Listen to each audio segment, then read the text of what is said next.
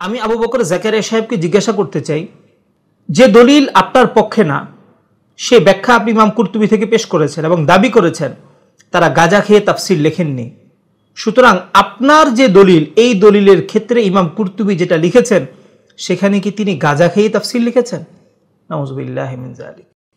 আসসালামু আলাইকুম ওয়া রাহমাতুল্লাহি ওয়া বারাকাতুহু। বিসমিল্লাহির রহমানির রহিম। আলহামদুলিল্লাহি রাব্বিল আলামিন। ওয়াসসালাতু ওয়াসসালামু আলা সাইয়্যিদিনা মুহাম্মদ ওয়া আলা আলিহি ওয়া আসহাবিহি আজমাইন।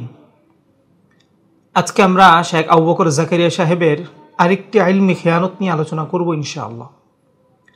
আসুন আমরা শুরুতে আলোচনাটি বোঝার সুবিধার্থে শাইখের একটি পোস্ট পড়ে আসি। দেখুন, শাইখ এখানে লিখেছেন, আশআরি আল্লাহ উপরে নেই, সালাফি ঈসা আলাইহিস সালাম কোথায়? আশআরি আল্লাহ তাকে তার দিকে উঠিয়ে নিয়েছেন। বিতর্ক শেষ। এখান থেকে শেখ আবু বকর জাকারিয়া সাহেব যে বিষয়টা বোঝাতে চাচ্ছেন সেটা হলো আশআরি এবং সালাফির মাঝে এটা বিতর্ক হয়েছে। আশআরি উপরে মানে না, কিন্তু যখন তাকে কোরআন থেকে দলিল দেওয়া হয়েছে তখন সে নিজেই স্বীকার করে নিয়েছে যে আল্লাহ তাআলা উপরে আছে। মূলত এখানে আয়াতটা হচ্ছে বার রাফাআহুল্লাহু ইলাইহি। তো এখানে দুইটা শব্দ, একটা হচ্ছে রফা আর একটা হচ্ছে ইলা। এই দুইটা শব্দের অর্থ আমরা যদি আজকে বুঝি তাহলে আমরা খুব সহজেই ধরতে পারবো আবু বকর জাকারিয়া সাহেব এখানে কত বড় একটা খেয়ানত করেছেন। আসলে আমরা শুরুতে একটু দেখি ইলা যে শব্দটা, এই শব্দটার আসলে অর্থটা কি। এই জন্য আমাদের সকলের কাছে থাকা একটি অভিধান হচ্ছে আল মুআজামুল ওয়াসিত। আসলে আমরা এখানে একটু দেখি ইলা সম্পর্কে কি লিখেছেন। ইলা হারফু জাররিন লিল গায়াতি মিথলু সুম্মা আতিম্মুস সিয়ামা ইলাল লাইল ওয়া সুবহানাল্লাযী আসরা বিআবদিহি লাইলাম মিনাল মাসজিদিল হারাম ইলাল মাসজিদিল আকসা। ইলা শব্দটি সীমানা বোঝানোর অর্থে একটি হারফুল জার। যেমন কোরআনে এসেছে তোমরা রোজাকে রাত পর্যন্ত পূর্ণ করো। অন্য আয়াতে এসেছে পবিত্র সেই সত্তা যিনি আপন বান্দাকে রাতের বেলায় ভ্রমণ করিয়েছেন মসজিদুল হারাম থেকে মসজিদুল আকসা পর্যন্ত। এখান থেকে যে জিনিসটা বোঝা যায় সেটা হলো ইলা শব্দটা সীমানা বুঝাবে। আর আমরা সকলে জানি যে হরফুল জর এটার একটা বাস্তবিক অর্থ আছে, আবার রূপক অর্থেও হরফুল জর ব্যবহার হয়। তো ইলা শব্দের যে বাস্তবিক অর্থ সেটা হচ্ছে সেটা সীমানা বুঝাবে। আর আমাদের যাদের উসুলুল ফিক সম্পর্কে সামান্য ধারণা আছে আমরাও জানি যে ইলা সম্পর্কে আলোচনা করতে গিয়ে সেখানে বলা হয় যে ইলা শব্দটা গায়াতকে বুঝাবে এবং এই গায়াতটা হুকুমের মধ্যে অন্তর্ভুক্ত হবে অথবা একবারে শুরুর অংশ বুঝাবে। যেমন উদাহরণ দিয়ে আপনাদেরকে বলি, আল্লাহ তাআলা বলেছেন ওয়া আতিম্মুস সিয়ামা ইলাল লাইল, তোমরা রোজাকে রাত পর্যন্ত পূর্ণ করো। এখন রাত হচ্ছে একটা সীমা, এই সীমা রোজার মধ্যে অন্তর্ভুক্ত হবে না, অর্থাৎ যখন থেকে রাতের শুরু সে পর্যন্ত তোমরা রোজাকে পূর্ণ করো। অনুরূপভাবে আল্লাহ তাআলা আরেক আয়াতের মধ্যে বলেছেন ফাগসিলু উজুহাকুম ওয়া আইদিয়াকুম ইলাল মারাফিক, তোমরা চেহারা ধৌত করো এবং তোমরা তোমাদের হাত ধৌত করো। এখন হাত কতটুকু পর্যন্ত ধৌত করবে? কোনই পর্যন্ত। এখন এই কোনই কি হুকুমের মধ্যে অন্তর্ভুক্ত হবে কি হবে না? হ্যাঁ, কোনই হুকুমের মাঝে অন্তর্ভুক্ত হবে। তো আমরা এখান থেকে যে জিনিসটা বুঝতে পারলাম সেটা হলো ইলা শব্দের বাস্তবিক অর্থ হচ্ছে যে এটা গায়াতকে অন্তর্ভুক্ত করবে, অর্থাৎ যে সীমানাটা বোঝাবে সেই সীমানাকে অন্তর্ভুক্ত করবে অথবা সেই সীমানার শুরুর অংশ পর্যন্ত সে বুঝাবে। এবার আসুন আমরা ইলার যে ব্যাখ্যাটা, এই ব্যাখ্যাটা এই আয়াতের মাঝে মিলিয়ে দেখি মিলে কিনা। আমরা সকলে জানি ঈসা আলাইহিস সালাম দ্বিতীয় আসমানে আছেন, আর আমার সালাফি ভাইদের বিশ্বাস হলো আল্লাহ তাআলা আরশে আছেন। তো দ্বিতীয় আসমানের উপরেও আরো কিছু আসমান আছে। এখন আল্লাহ তাআলা বলছেন বার রাফাআহুল্লাহু ইলাইহি, আল্লাহ তাআলা তাকে তার নিকট তুলে নিয়েছেন। এখন তার নিকট বলতে কি, ইলা যে বাস্তবিক অর্থ সেটা হলো সীমানাকে অন্তর্ভুক্ত করবে অথবা করবে না। তো সেই অনুযায়ী যেটা বোঝা যায় সেটা হলো হয় ঈসা আলাইহিস সালাম আল্লাহ তাআলার সাথে থাকবেন অথবা আল্লাহ তাআলার আরশের কাছে থাকবেন। অথচ আমরা যেটা দেখতে পাচ্ছি সেটা হলো ঈসা আলাইহিস সালাম আছেন দ্বিতীয় আসমানে। এবার আসুন আপনাদেরকে একটা জিনিস দেখাই। আবু বকর জাকারিয়া সাহেব তার পোস্টের মধ্যে ইলা শব্দের অর্থ করেছেন দিকে, অথচ এই আয়াতের যে তর্জমা, এই তর্জমা কিন্তু তিনি তার তাফসিরের মাঝে খেয়ানত করেননি। আসুন আমরা দেখি সে তাফসিরের মাঝে তিনি ইলা শব্দের অর্থ কি করেছেন। বাল রাফাআহুল্লাহু ইলাইহি, বরং আল্লাহ তাকে তার নিকট তুলে নিয়েছেন। দেখুন এখানে তিনি স্পষ্ট ভাষায় ইলা শব্দের অর্থ করেছেন নিকটে। এখন আমি আপনাকে প্রশ্ন করতে চাই, আল্লাহ তাআলা কি ঈসা আলাইহিস সালামকে তার নিকটে তুলে নিয়েছেন? আল্লাহ তাআলার পাশে কি ঈসা আলাইহিস সালাম আছেন? অথবা ইলা যেটা বুঝায় যে সীমানার শুরু, আল্লাহ তাআলার সত্তার যেখান থেকে শুরু সে পর্যন্ত কি ঈসা আলাইহিস সালাম আছে? না, তিনি তো সেখানে নেই। সুতরাং আমরা এখানে বুঝতে পারলাম যে ইলা শব্দটা তার বাস্তবিক অর্থে ব্যবহৃত হয়নি।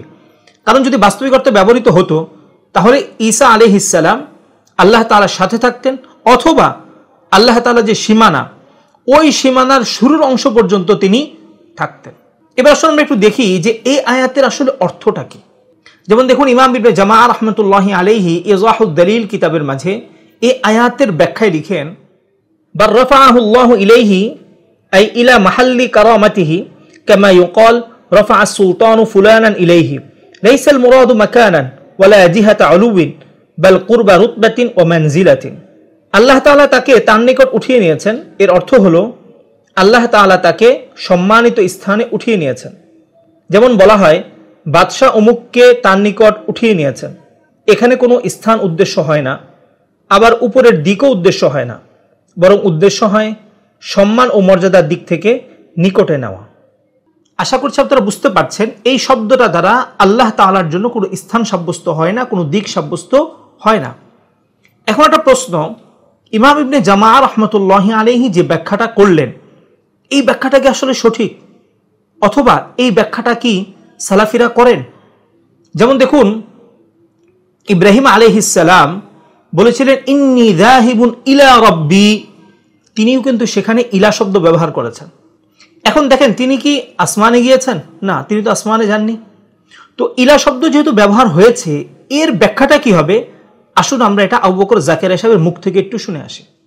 ইব্রাহিম আলাইহিস সালাতু ওয়াস সালাম বলছেন যে ইন্নী যাহিবুন ইলা রাব্বি সাইয়াহদিন, আমি আমার রবের দিকে যাব, তিনি আমাকে পথ দেখাবেন।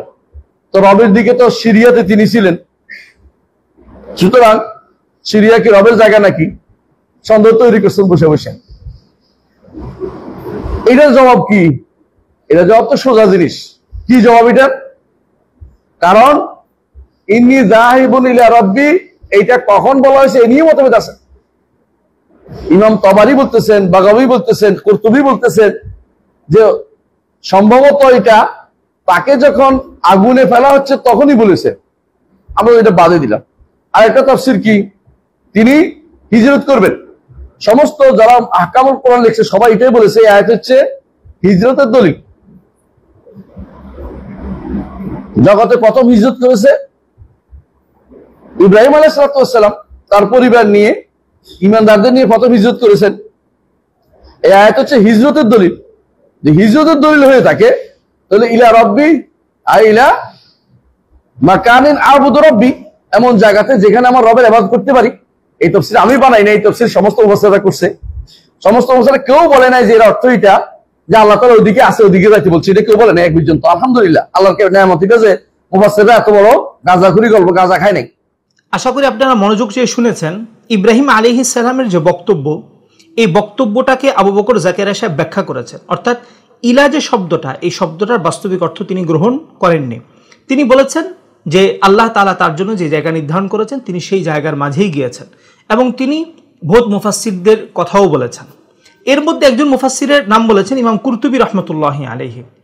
আসলে আপনাকে জানেন ইমাম কুরতুবী রাহমাতুল্লাহি আলাইহি আবু বকর জাকারিয়া সাহেব যেটা দ্বারা দলিল দিয়েছেন এইখানে তিনি কি বলেছেন আসুন আপনাদের একটু দেখাই। ইমাম কুরতুবী রাহমাতুল্লাহি আলাইহি আবু বকর জাকারিয়ার দলিলের মধ্যে তিনি কি বলেছেন। যেমন দেখুন তিনি তার তাফসীরে মাঝে লিখেন, বার রাফাআহুল্লাহু ইলাইহি আই ইলাস সামাই ওয়াল্লাহু তাআলা মুতাআলিন আনিল মাকান, আল্লাহ তাআলা তাকে তার দিকে উঠিয়ে নিয়েছেন, অর্থাৎ আসমানের দিকে উঠিয়ে নিয়েছেন।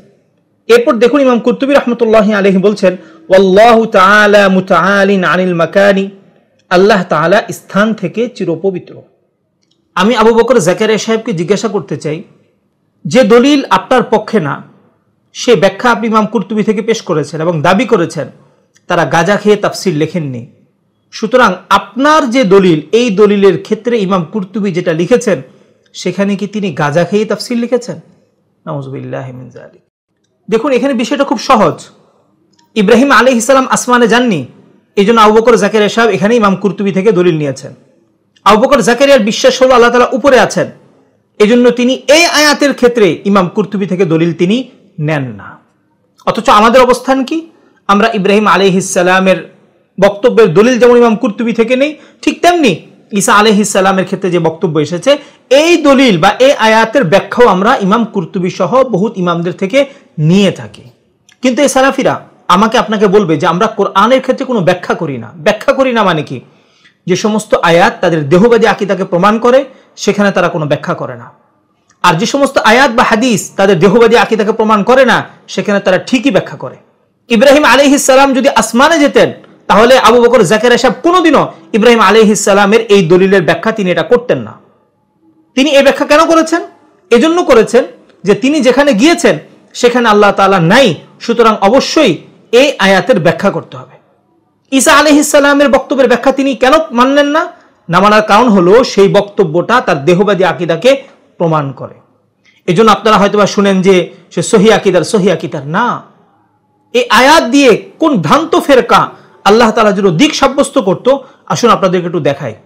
ইমাম রাজি রাহমাতুল্লাহি আলাইহি, যিনি ইসলামের স্বীকৃত একজন মুফাসসির, তিনি তার প্রসিদ্ধ তাফসীর গ্রন্থ আত তাফসীরুল কবীরের মাঝে লিখেন, আল মুশাব্বিহাতু ইহতাজ্জু বিকাউলিহি তাআলা বার রাফাআহু আল্লাহু ইলাইহি ফি ইসবাতিল জিহা ওয়াল জওয়াব আল মুরাদু আর রাফউ ইলা মাওদিইন লা ইয়াজরি ফিহি হুকমু গায়রিল্লাহি তাআলা।